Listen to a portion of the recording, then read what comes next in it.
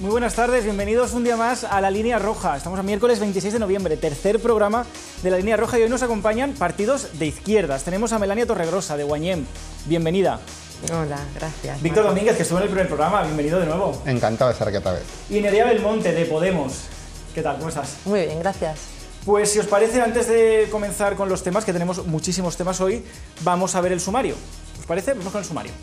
El ministro Cristóbal Montoro ha ordenado más recortes al Consell para afrontar impagos de más de 4.000 millones de euros. ¿Podrá hacer frente la Generalitat al gasto? El PP y el PSOE votaron a favor de la reforma de la Constitución para establecer un techo de déficit. ¿Por qué rectifica ahora el partido de Pedro Sánchez? Isabel Bonich ha tenido que viajar hasta Elche para poner orden en la corporación municipal de Mercedes Alonso. ¿Habrá logrado calmar a los díscolos del PP? Hoy nos acompañan integrantes de Esquerra Unida, Podemos y Guanyem. ¿Llegarán a un pacto para ir juntos en las elecciones municipales? Atravesamos ya la línea roja. Bueno, hoy hemos amanecido, hablaremos de todos estos temas y de muchos más. Hoy hemos amanecido asustados, porque el primer informe sobre los impagos de las administraciones pone en evidencia el estado de agonía, decía el periódico Información, de las cuentas de la Generalitat. Según este informe, la autonomía acumula la mayor cantidad de deuda y la segunda de España con más retrasos en los abonos. ¿A qué creéis que es debido? Por favor, por ejemplo, Melania. Pues claramente responde a una mala gestión por parte de nuestros políticos, que no son más que gestores de lo público. Y esa mala gestión, favoreciendo con una connivencia entre el poder político y el poder económico, ha supuesto que lleguemos a esta situación deplorable, porque realmente no es un gasto que se haya acumulado por haber favorecido que la ciudadanía tenga un espacio más saludable donde todos podamos hacer uso de nuestros derechos. Ese dinero no se ha gastado en pro del beneficio de la ciudadanía. Entonces, pues se debe a eso, se debe a una mala gestión, claramente. Alberto Fabra, Víctor, Alberto Fabra ha hablado mucho más en la Comunidad Valenciana que cuando va a Madrid, de la necesidad de una financiación justa para la región. ¿Puede ser esta una de las causas? Hombre, es una de las causas. Evidentemente existe una financiación autonómica muy injusta con distintas comunidades autónomas y la del País Valencià es una de ellas que más lo ha vivido. Pero en realidad esa no es la razón fundamental. La razón fundamental, como decía Melania, es que este modelo de gestión del Partido Popular, recordemos a Rajoy poniendo a Jaume Matas en Baleares o poniendo a Camps y a Fabra en la Comunidad Valenciana como modelo de lo que era la política del Partido Popular, pues hemos visto a dónde nos ha llevado. Hay que recordar la noticia que salió, creo que fue ahora unos 6-7 meses, de cómo la Unión Europea echó la bronca a la Generalitat imponiendo sanciones por cómo estaban las facturas escondidas en cajones y cómo el tema pues estaba realmente rozando ya prácticamente lo delictivo. Ahora nos encontramos con esos 4.000 y pico millones de deuda que tiene la Generalitat y al mismo tiempo nos encontramos como los valencianos y las valencianas tienen que sufrir copagos, tienen que sufrir educación en barracones, tienen que sufrir el paro, tienen que sufrir los desahucios, tienen que sufrir toda una serie de merma en sus condiciones de vida, mientras que a cambio hemos tenido estos grandes macroproyectos de aeropuertos en Castellón sin aviones, de ciudades de la luz, etcétera, etcétera, que nos han llevado a la situación deplorable en la que realmente estamos. Nerea, ¿crees que el presidente Fabra ha hecho todo lo que ha podido, todo lo que está en sus manos para pedir esta financiación justa?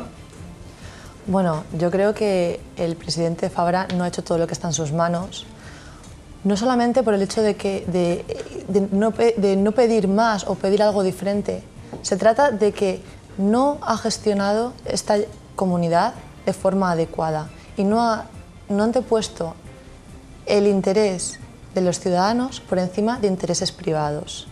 Un ejemplo muy claro es que parte de esta deuda se dedicó a la organización de la Fórmula 1, que no ha aportado nada a esta comunidad. Entonces, desde que él ha hecho una mala gestión y no ha antepuesto los intereses de los ciudadanos frente a intereses privados, no ha hecho todo lo que está en sus manos. Habéis nombrado algunos grandes eventos: Ciudad de la Luz, Terra Mítica, Fórmula 1, Ciudad de las Ciencias y las Artes, un aeropuerto para que pasen las personas. Después de toda esta explicación os pregunto, ¿se ha despilfarrado el dinero público? Por ejemplo, Víctor. Por supuesto, claro que se ha despilfarrado el dinero público, por supuesto, en todos estos macroproyectos que además, como comentaba antes Nerea, el hecho de que que ahora todas las obras faraónicas que se han hecho, por ejemplo, en la ciudad de Valencia para llevar la Fórmula 1 allí, como no han sido capaces de poder mantener el canon que pedía la organización, ahora ya no sirven absolutamente para nada. Cada vez que había una carrera allí, después tenían que estar 2 semanas arreglando las calles, con lo que se incrementaba todo ese gasto inicial. Absolutamente, absolutamente. Pero eran otros tiempos, ¿no? Quiero decir, había dinero. No había dinero. El problema es que justamente no había dinero. El dinero no ha desaparecido, así porque sí. El dinero simplemente es que ha estado siempre en manos de unos pocos y se ha gobernado solamente para unos pocos. Canal Nou quiebra, y Canal Nou quiebra por la mala gestión que se estaba haciendo. No es que hubiera dinero antes para Canal Nou, es que cuando realmente se utilizaba ese dinero única y exclusivamente para tener una prensa oficial, para vender las visitas del Papa, para vender los telereportajes, los publireportajes que se hacían sobre Camps antes, sobre Fabra después, pues claro, esas televisiones al final pues se convierten en macroestructuras que no sirven para nada. Que se va a abrir, ¿no? Bueno, eso dijo él, con la Telerú de la Diputación Valenciana, sí, porque está claro que siempre tener un medio de comunicación que te permita lanzar tu propaganda, pues parece que va a venir bien, pero por eso digo que justamente parece que no hemos aprendido. Seguimos con estos macroproyectos, con esta política de gestionar única y exclusivamente con cuestiones que no repercuten directamente en el ciudadano. La Volvo Sea Race puede venir bien a ciertos sectores muy concretitos de Alicante, pero realmente la mayoría de nuestros televidentes se ve beneficiado directamente por lo que pasa en la Volvo Sea Race, que se pregunten si ese dinero que se gasta allí no nos vendría mucho mejor en invertir en cosas que son para nosotros de primera necesidad, en educación, en pago a las personas que sufren discapacidad, en sanidad. Eso es a lo que no se dedica el tema, eso es a lo que no se dedica el dinero. Entonces el dinero no es que haya desaparecido, no ha habido una causa natural, esta crisis no está provocada porque haya habido una sequía, un terremoto o una guerra, esta crisis ha venido fabricada única y exclusivamente por la propia codicia del sistema, donde al final la riqueza de unos pocos han supuesto la pobreza de muchos otros. ¿Las administraciones han vivido por encima de sus posibilidades? Las administraciones no se han vivido por encima de sus posibilidades, las administraciones han vivido para servir para que algunas personas muy concretitas vivan por encima de sus posibilidades a cambio de que otros vivamos por debajo de las nuestras. Hemos leído también la palabra recortes, y es que se van a tener que recortar 4.279 millones de euros para poder pagar a los proveedores. ¿De dónde se puede recortar? ¿De dónde recortaríais vosotros, por ejemplo, Nerea? Pues en primer lugar de los salarios a los políticos, sus coches oficiales, etcétera, etcétera. Es decir, lo que no se puede tocar ya más son las necesidades y los derechos sociales de los ciudadanos. Entonces no se puede permitir más recortes en sanidad, más recortes en educación, más recortes en vivienda. Vamos a tener en cuenta que hay ahora mismo miles de familias en Alicante que están solicitando una vivienda social y no hay suficientes viviendas. El EIGE no está proporcionando esas viviendas, entonces de ahí ya no se puede recortar. Ya, pero esos 4.279 millones tienen que salir de algún sitio. ¿De dónde recortaría Guanyem? Yo creo que recortes no se pueden aplicar más. Yo creo que lo que ellos pretenden es simplemente pues, aumentar los impuestos. Nos van a aumentar más los impuestos, van a aumentar la presión fiscal y de esa manera, de alguna manera, intentarán recaudar algo que en absoluto va a llegar a la cifra de 4.700 millones de euros, en absoluto, vamos. Y además hemos renunciado a impuestos que realmente era sobre la gente que se estaba enriqueciendo con esas políticas. La Comunidad Valenciana ha renunciado durante mucho tiempo a cobrar el impuesto de sucesiones, que es un impuesto que fundamentalmente a quien afectaba es a las personas que más tienen. Se nos están incrementando impuestos como el IVA, que es un impuesto que pagamos al mismo nivel cualquier trabajador de la construcción como Ana Patricia Botín, mientras que los impuestos que realmente afectan a las rentas más altas son los que nos han querido aplicar. Habría que poner la riqueza al servicio de los ciudadanos y hemos visto aquí ejemplos muy claros. ¿Por qué no tener una banca pública que realmente sirva para potenciar las pymes? Hemos visto cómo Bankia o como la CAM han sido regaladas con dinero público a capital privado. Bankia todavía no ha sido regalada, pero la estamos teniendo y posiblemente al final pues acabe siendo vendida a cualquier banco privado. Hemos visto cómo la CAM se vendió por €1 al banco de Sabadell, y estos bancos realmente tendrían que jugar un papel de banca social, un papel de utilizar los recursos que tenemos entre todos y todas, que lo generan la mayoría de la población, los trabajadores y las trabajadoras, para que realmente repercute en nosotros. Eso no se quiere hacer porque hay una voluntad muy clara, mantener una renta de beneficio para las grandes empresas. Pero no habéis contestado ninguno, ¿de dónde sacaríamos esos 4.200 279 millones porque los proveedores tienen que cobrar. No, pero por ejemplo, quiero decir, aumentando un impuesto de sucesiones realmente alto para que las rentas que más tienen sean las que más pagan, acabando con los gastos superfluos que puede haber en la administración, acabando con lo que son los grandes beneficios que están teniendo la renta más alta de las grandes empresas en distintos sitios en la Generalitat Valenciana, pues no sé si los 4.500 millones, pero sí que se podría al menos renegociar esa deuda como hace cualquier otra empresa, como hace cualquier familia, para que mientras que eso, lo que haya que pagar, se vaya pagando, no se ponga en ningún momento dado en una situación todavía más complicada en lo que es el bienestar social de la mayoría de los ciudadanos y las ciudadanas. ¿Quieres comentar algo, Nerea? A mí me parece muy interesante el ejemplo, por ejemplo, de Cataluña y Andalucía, que una de las propuestas que hacen es, en cuanto a impuestos, como ha comentado el compañero, las viviendas que están vacías en estos momentos y pertenecen a los bancos, pues esas viviendas habría que cargarles un impuesto por desuso, precisamente por abandono, y que con eso se podría financiar bastante Después, dinero. otro asunto que me ha llamado la atención, y seguramente a mucha gente también, es que Orihuela y Novelda son los municipios con peor gestión económica y el Ayuntamiento de Alicante no sale tan mal parado. Juan Seba y Sonia Castedo no lo estarán haciendo tan mal. Es que la ley de grandes ciudades obliga tanto a Alicante como a Elche a presentar unas cuentas con un nivel de exigencia mayor que el que se exige a los pequeños municipios. No es mérito de Sonia Castedo. No es mérito de Sonia Castedo, de hecho las cuentas del Ayuntamiento de Alicante están en quiebra, entre otras cosas porque dedicamos prácticamente una séptima parte, una sexta parte de lo que es el presupuesto municipal a pagar a Enrique Ortiz. Las cuentas de Enrique Ortiz sí que van bien, las de la ciudad de Alicante no. Entonces el mérito evidentemente no es de ellos. Lo que es preocupante del informe que aparecía de los municipios que no pagaban es que ha habido muchísimos municipios que ni siquiera han presentado las cuentas. Eso es algo que habría que entrar de lleno porque lo que no se puede permitir es esa opacidad que existe en la administración pública.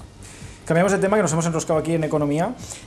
Vamos a hablar de Carlos Fabra, porque esta misma mañana, hace unas horas... ¿Le ha tocado la lotería otra vez o no? No le ha tocado la lotería, que sepamos, pero se ha tenido que recoger el escrito que le obliga a entrar en prisión antes del lunes. ¿Cómo veis el tema de Carlos Fabra? No va a recurrir por el momento. Tiene tiempo todavía. ¿Cómo veis la situación de Carlos Fabra? ¿Tiene que haber sido antes? ¿Está bien ahora? Yo creo que... A ver, Carlos Fabra es un ejemplo claro del trato desigual que la justicia aplica a los ciudadanos y a los políticos. En primer lugar, ya el hecho de que el Ministerio de Justicia haya incluido unas tasas carísimas para poder hacer cualquier recurso, cualquier denuncia, hace que no todos los ciudadanos podamos tener tantas oportunidades como ha tenido Fabra a la hora de recurrir, de presentar súplicas, etcétera, etcétera. Y después, yo no estoy muy enterada de esto, pero que este hombre tenga un tiempo para decidir en qué cárcel quiere estar, si sí o si no... Sí, porque ha dicho que en la de Castellón hay presos peligrosos. Hay presos peligrosos. Y eso que todavía no está él, ¿eh? Cierto, entonces creo que es un claro ejemplo de trato desigual y creo que la ciudadanía es el momento en el que tenemos que levantar la voz y empoderarnos para la justicia es igual para todos. Los políticos se hartan de decir eso, es demagogia pura porque todos sabemos que no es igual para todos. Veíamos las imágenes de hace un momento de cómo iba Carlos Fabra esta mañana a recoger el escrito que se ha presentado 2 horas antes de lo previsto para que no hubiera medios de comunicación, pero bueno, ahí estábamos al final. Es curioso también que está absuelto de los delitos de cohecho y tráfico de influencias y que solo está condenado por los 4 delitos fiscales. ¿Qué os parece, Nerea y a Víctor? Entre otras cosas porque algunos de esos delitos prescribió por culpa de esa lentitud de la justicia debido a los múltiples recursos que, como explicaba Melania, presentó Carlos Fabra para tratar de evitarlo. Yo creo que el ejemplo de Carlos Fabra es una de las cuestiones que pone más en evidencia la necesidad de un proceso constituyente, de un nuevo cambio de régimen que hace falta en este país. Y eso se ve claro porque no nos olvidemos, el abuelo de Carlos Fabra fue presidente de la Diputación de Castellón, su padre fue presidente de la Diputación de Castellón, él fue presidente de la Diputación de Castellón, es decir, ha habido casi como una herencia, ¿no? Esa monarquía castellonense. Pero son elegidos al final. Bueno, algunos van en época franquista, pero bueno, pero sí, evidentemente él era elegido, pero se ha generado unas redes, se generó unas redes de clientelismo, unas redes de amiguismo, como se vio allí claramente, pues bueno, como comentábamos antes, medio en plan de broma, ¿no? Ese enriquecimiento que tuvo Carlos Fabra y que le achacaba, que le tocaba la lotería 6, 7, 8, 9 veces, rompiendo toda la ley de probabilidades. ¿Pero jugaba mucho? Sí, no, se está estudiando en las facultades de matemáticas, se está estudiando el caso de Carlos Fabra, cómo rompe toda la ley de probabilidades. No, realmente es la prepotencia de este hombre que realmente, pues bueno, se creyó que Castellón era su cortijo De hecho, él dijo a sus nietos cuando inauguraba el aeropuerto de Castellón: ¿os gusta el aeropuerto de papá? ¿No? Tal, ese tipo del abuelo, el aeropuerto del abuelo. Pues ese tipo de historias, pues bueno, pues demuestra lo que ha sido Carlos Fabra y la necesidad de romper con ellos. La justicia, evidentemente, no es igual para todos y para todas. La justicia, cuando tienes dinero, funciona de una manera determinada y no se trata igual al que roba una barra de pan en Mercadona que al que roba los miles de millones que roban algunos políticos en este país. Cambiamos de tema. 4 de cada 10 familias españolas, lo decía el Instituto de Protección Familiar, 4 de cada 10 familias españolas con hijos menores de 18 años no cuenta con ninguna medida para proteger el futuro económico de su familia. Vamos a ver más datos y los comentamos. 3 de cada 4 familias reconocen tener una baja cultura financiera, a pesar de sentirse capacitados para tomar decisiones. Esta es la principal conclusión de la cultura financiera de la familia española, el ahorro y sus medidas de protección. Un estudio elaborado por el Instituto para la Protección Familiar. Tal y como explica su director, los españoles se dan solo un aprobado en cultura financiera. La cultura financiera es, como dije antes, muy mejorable entre las familias españolas. Es deseable que la mejoren. Claro, eso impacta de una manera decisiva en la planificación del futuro económico de la familia y también en las medidas que adoptan para proteger a la familia. Para obtener estos datos se han realizado 2.100 entrevistas a personas de entre 30 y 65 años, protagonistas de la decisión de las principales compras del hogar.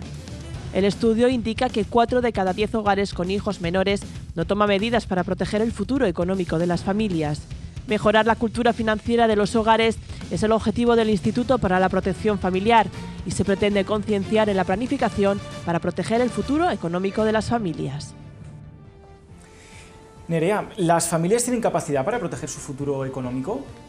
Pero ¿cómo van a tener capacidad para proteger su futuro económico si muchísimas no pueden ni siquiera llegar a fin de mes? Si la pobreza es un mal endémico que estamos sufriendo todas y todos en este país. Es decir, es imposible pensar en el futuro económico cuando tratas de sobrevivir a tu presente, cuando no puedes satisfacer tus necesidades básicas reales. A mí esta cuestión me parece fuera de lugar. El hecho objetivo es que el paro se está reduciendo.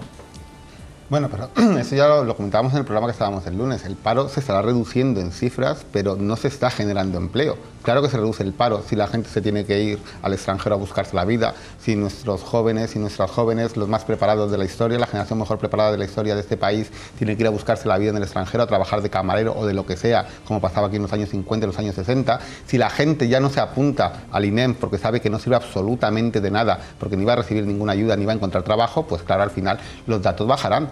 Pero es que a mí que cuando me dicen las familias tienen que mejorar en su cultura financiera, en su cultura económica.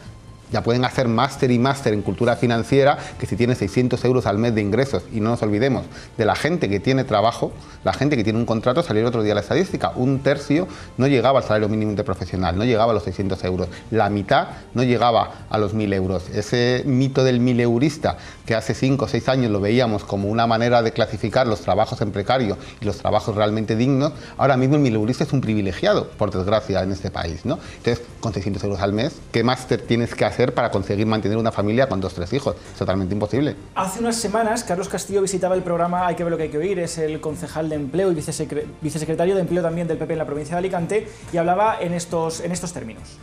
Mi opinión, y creo que esta opinión la comparten muchos empresarios, hay 2 cuestiones que son clave. 1, la confianza del trabajador en su puesto y en su perdurabilidad. Y 2, porque es la única manera de que el trabajador se forme adecuadamente para mejorar su expectativa y su calidad en el trabajo. Con lo cual, si bien es cierto, insisto, en que asistimos a mucho contrato temporal, también estamos comprobando, estamos constatando la conversión de muchos de esos contratos en contratos indefinidos. Melania, ¿creéis desde Guañem que se debe crear empleo a cualquier precio? No, claramente no. El empleo no se puede crear a cualquier precio. Crear empleo a 2 horas semanales, crear empleo con un contrato absolutamente precario, no tiene ningún sentido. El empleo te tiene que dotar, la empleabilidad tiene que barajarse siempre en términos en que se dote a las familias de una seguridad, de un espacio en el que puedan cubrir sus necesidades básicas, las de sus hijos, y vivir de una manera digna. ¿Consideráis que es entonces mejor estar en el paro?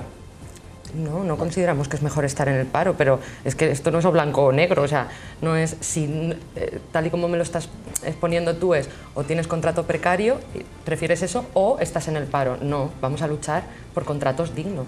Pero en este momento, por ejemplo, si una familia no tiene ningún tipo de prestación, está en el paro y encuentra un trabajo de 2 horas a 100 euros, ¿debería cogerlo, debería rechazarlo? ¿Qué hace esa familia? Porque al final es el empleo que se está creando. Hemos escuchado a Carlos Castillo.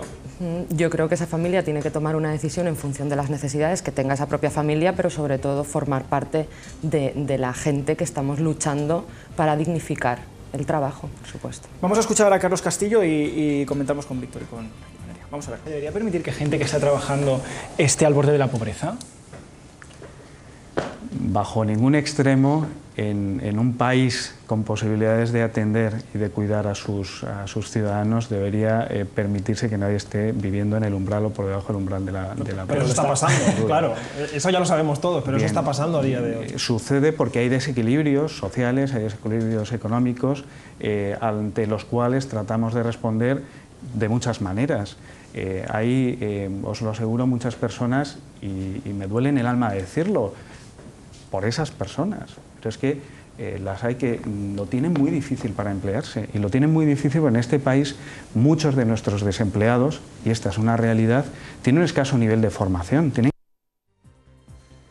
Nerea, negabas con la cabeza. ¿Uno de los principales problemas es la falta de formación? Para nada, para nada.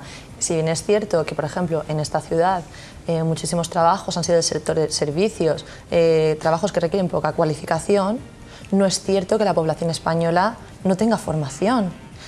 ¿Por qué estamos viendo a muchos jóvenes emigrar a otros países? Son jóvenes con muchísima cualificación que no encuentran un empleo digno aquí y se tienen que marchar. O sea, que es una excusa barata. ¿Qué haríais vosotros para incentivar las políticas de empleo? ¿Qué es lo que no se está haciendo y qué medidas tomaríais vosotros? Víctor. Hombre, en primer lugar lo que habría que hacer es derogar estas reformas laborales, porque me hace mucha gracia, ¿no? Decía el señor Castillo, es muy importante que el trabajador tenga una confianza en lo que va a ser su continuidad en el puesto de trabajo, y lo que hace son reformas laborales para abaratar el despido, para conseguir que se pueda despedir con más facilidad. Eso justamente lo que provoca es una inseguridad en el trabajador y la trabajadora, que ve que se le puede despedir a la mínima sin hacer absolutamente nada. Desde el PP lo que ven es que están facilitando la contratación. Facilitando la contratación, pero para facilitar la contratación lo que hay que hacer es facilitar el despido, es conseguir que la gente se pueda echar con más facilidad. No se está facilitando la contratación, porque además es mentira. Antes tú le preguntabas a Melania sobre el hecho de que qué tiene que hacer una familia cuando le ofrecen un trabajo en unas condiciones realmente indignas o realmente muy duras.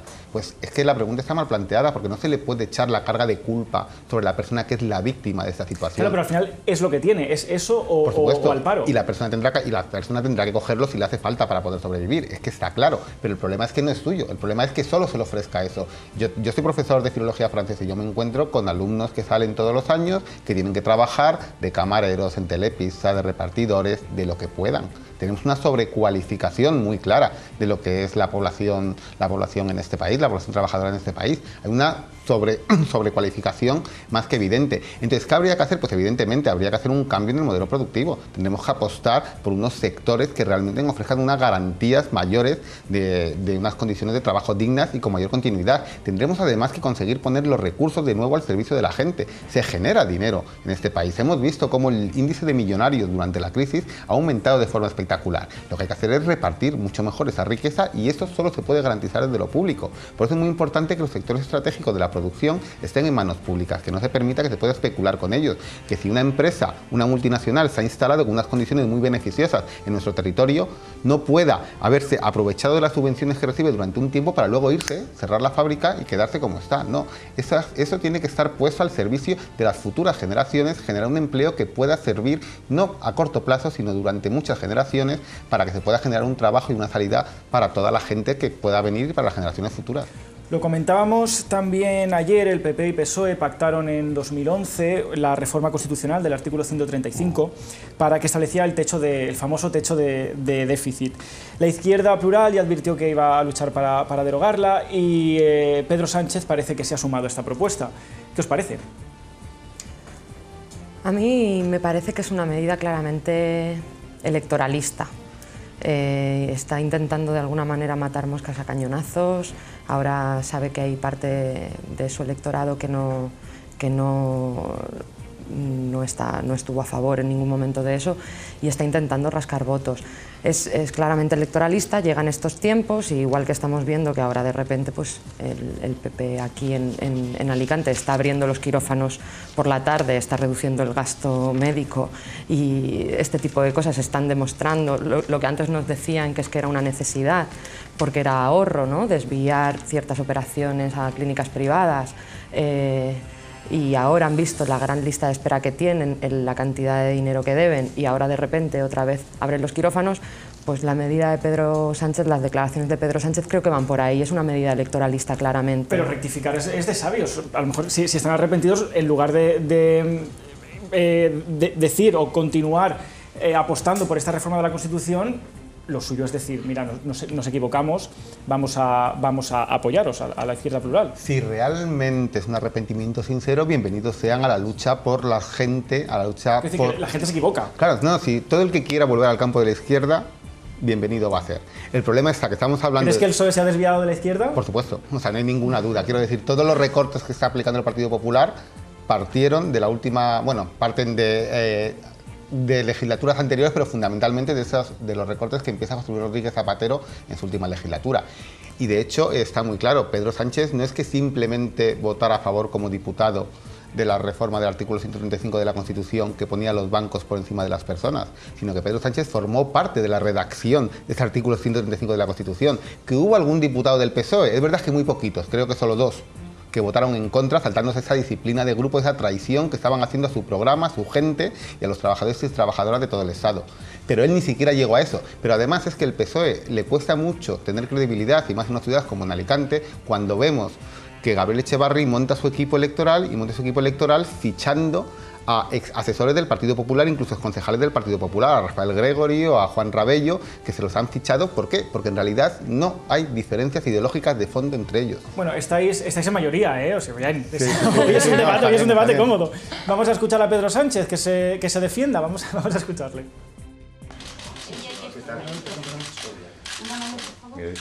Lo que he dicho es, uno, yo respeté la decisión del presidente del gobierno cuando afrontó esa reforma del 135. No solamente la respeté, sino que la defendí, la broté y la defendí públicamente. Pero creo que el Partido Socialista, después de estos años, tiene que aprender algunos errores y corregirlos. El principal error es que no se puede afrontar una reforma constitucional sin el debate público y tampoco la votación de todos los españoles. Y en segundo lugar, que esta reforma constitucional y su traducción legislativa en la Ley Orgánica de Estabilidad Presupuestaria ha servido para el Partido Popular para amparar legalmente recortes en educación, en sanidad y también en el sistema público de pensiones. Por tanto, ¿qué es lo que está proponiendo el Partido Socialista? Completar el artículo 135, corregir un error que cometió el Partido Socialista. Aunque os empeñéis los partidos de izquierdas en decir que PP y PSOE es lo mismo, no era Cristóbal Montoro, era Pedro Sánchez, que nos hemos equivocado.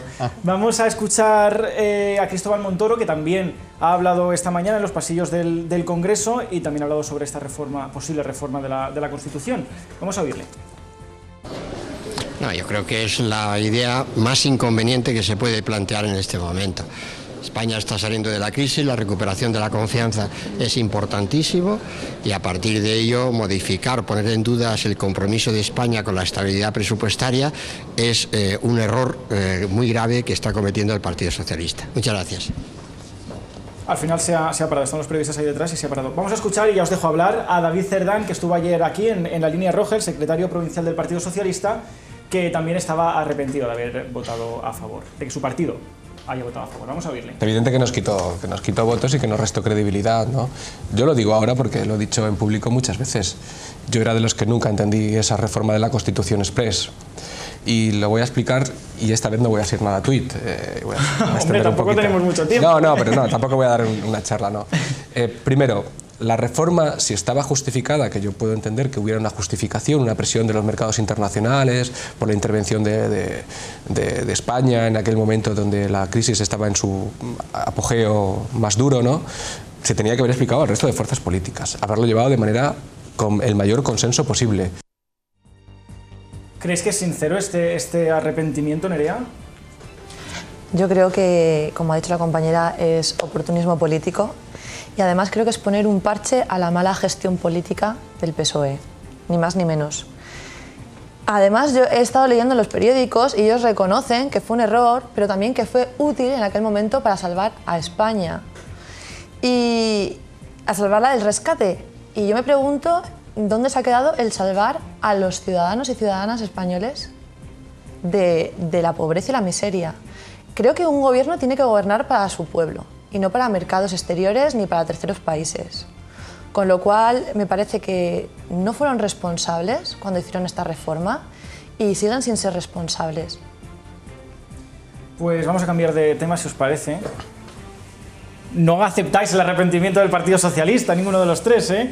Vamos a hablar de Artur Mas, que ha hablado de adelantar las elecciones solo si va una lista unida con todos los partidos independentistas. Vamos a escuchar lo que ha dicho, creo que ha sido esta mañana, vamos a escucharle, si no ayer, pero vamos. Cap altra cosa és el que determina si hi ha una majoria a favor d'una determinada qüestió i quina dimensió, grandària o amplitud té aquesta majoria.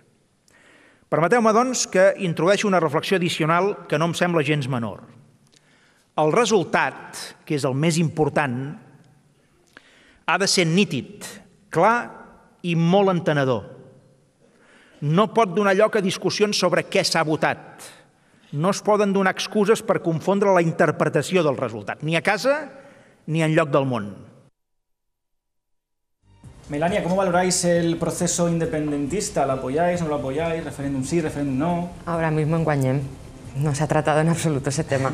Tenemos la ciudad demasiado desmantelada como para estar fijándonos en procesos independentistas catalanes. ¿Creéis que sí que se debería haber hecho un referéndum en condiciones para preguntar a la gente? Yo considero que siempre es positivo preguntar a la ciudadanía, siempre. Preguntarle está bien siempre, pero ya te digo, la Asamblea de Guanyem en absoluto hemos sacado este tema, estamos en otras cosas que son más cercanas y que tienen más urgencia ahora mismo para nosotras. ¿Y desde Izquierda Unida creéis que lo ha hecho bien el gobierno central? No, evidentemente no. Yo creo que con el tema de Cataluña se juntan dos factores muy claros. Se junta, por un lado, lo que es un derecho democrático de todos los pueblos a poder decidir su futuro. No se puede mantener a Cataluña si la mayoría de los catalanes quieren ser independientes por medio de las armas.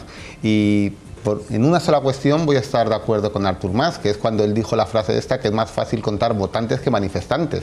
Hacer especulaciones sobre si los catalanes quieren ser españoles, quieren ser catalanes o quieren ser lo que ellos quieran, es totalmente absurdo. Lo normal sería hacer procedimientos democráticos donde se pudieran expresar por vías democráticas todas estas cuestiones.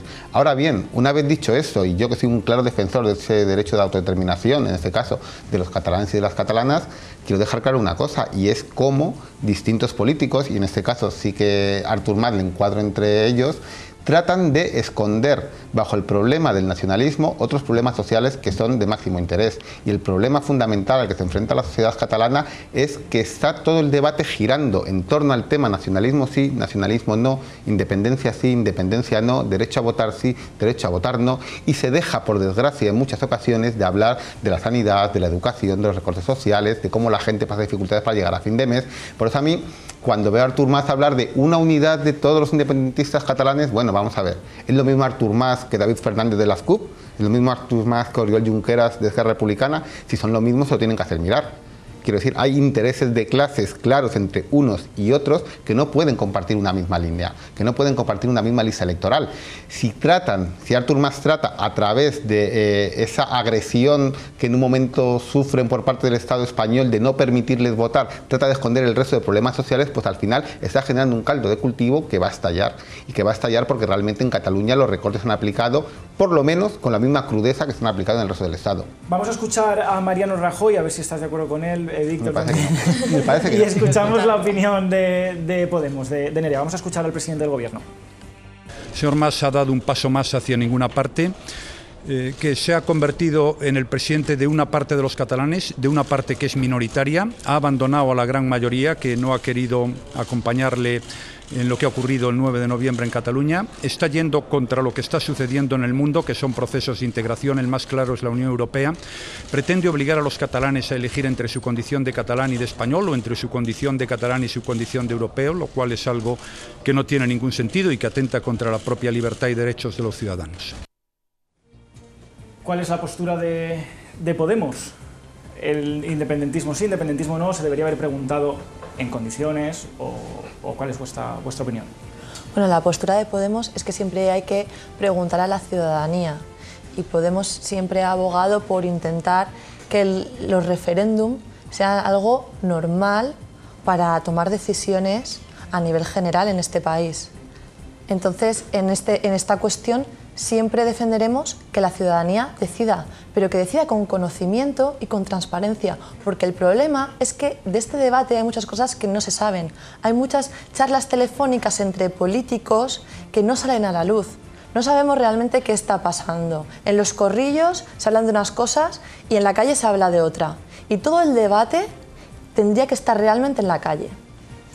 Pues vamos a cambiar de tema porque Isabel Bonich ha acudido a Elche para ayudar, u obligar, decía el periódico Información, a la alcaldesa Mercedes Alonso a cerrar la crisis de sus concejales. ¿Cómo valoráis todo lo que está ocurriendo en el consistorio ilicitano? Víctor, por ejemplo. Una muestra más de la descomposición que vive el Partido Popular, ¿no? Ya vimos cuando hubo su primera concejala díscola, ¿no? Cristina Martínez. Cristina Martínez fue la primera concejala díscola, que fue la primera que empezó a mostrar esa descomposición que existía dentro del Partido Popular de Elche, y ahora como con la adjudicación que se estaba haciendo de la adjudicación provisional del mercado central de Elche, pues ya hubo 4 concejales que no acudieron, 4 concejales del Partido Popular que no acudieron a esa votación. Isabel Bonich pues ha tratado de ir en una reunión además secreta, tratando de que no se enterara nadie, a arreglar unos problemas que son sinceramente muy similares a los que pasan en nuestra ciudad, en Alicante. Parece que el Partido Popular, pues bueno, pues los casos de descomposición y de corrupción, ahora que están viendo que ya no van a tener tanto pastel para repartir, que ya no van a poder estar repartiendo prebendas a unos y otros, pues le empiezan a surgir por todos los lados. Eso responde a que realmente no está habiendo una política que realmente esté mirando por gestionar los ayuntamientos. Están mirando única y exclusivamente por sus intereses particulares, llegan las elecciones, se empiezan a poner nerviosos y cada uno trata de resituarse de una manera o de otra, pues para ver si consiguen un poquitito del pastel que todavía le queda al Partido Popular por repartir. Iba a decir bandos, pero no, grupos. Hay grupos en todos los partidos.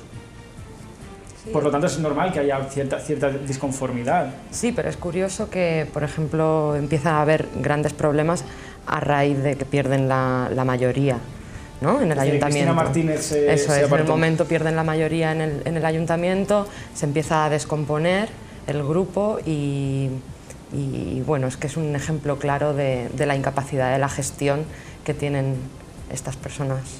Vamos a escuchar a Nerea rápidamente su opinión sobre Mercedes Alonso y pasamos rápidamente a Echavarri, que se nos echa el tiempo encima.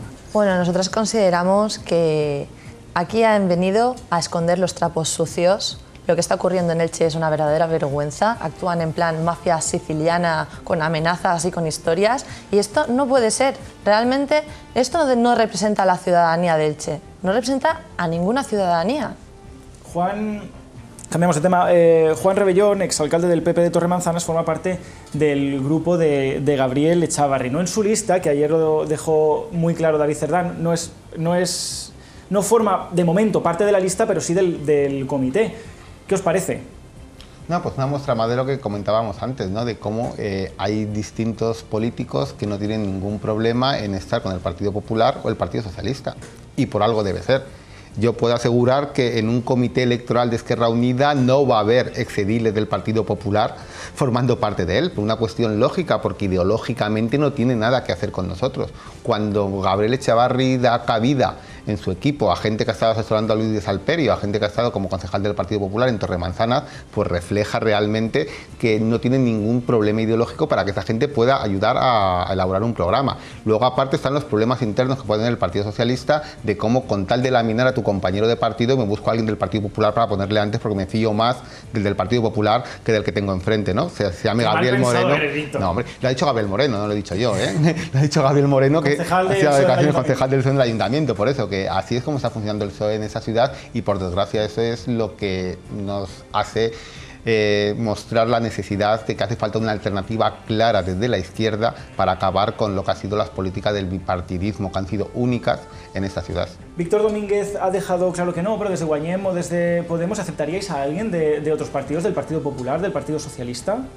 Las líneas en Guanyem, igual que en Podemos, lo sé, están muy claras, están establecidas en un manifiesto y cualquier persona que asuma esas líneas puede formar parte de Guanyem, mientras que venga con ganas de escuchar, de aprender, de trabajar y de dejar a un lado las cosas que nos diferencian para poner en común poner en común todas esas similitudes que pueden hacer el cambio, que vengan de donde vengan, pues eso ya, además la Asamblea es un mecanismo de control maravilloso para este tipo de cosas. Nerea, Podemos. Efectivamente, las puertas de Podemos están abiertas a todas las personas. Con nuestras líneas rojas y nuestro código ético... Bueno, la línea roja de Fabra, mira cómo ha ido, ¿eh? Con nuestras líneas rojas y nuestro código ético creo que queda todo más que claro. Sí decir que todas las personas pueden entrar y no se pide carnet a nadie, pero a la hora de elegir, por ejemplo, para Consejo Ciudadano, para cargos orgánicos, es verdad que no puede haber una doble militancia. Claro, es que puede ser peligroso, ¿no? Tener a alguien que se infiltre, lo decía, escuchaba en alguna entrevista a Pablo Iglesias. Nos vamos a ir unos momentitos a publicidad y enseguida volvemos con muchísimos temas más. Nos queda hablar de Castedo y de pactos. Hasta ahora.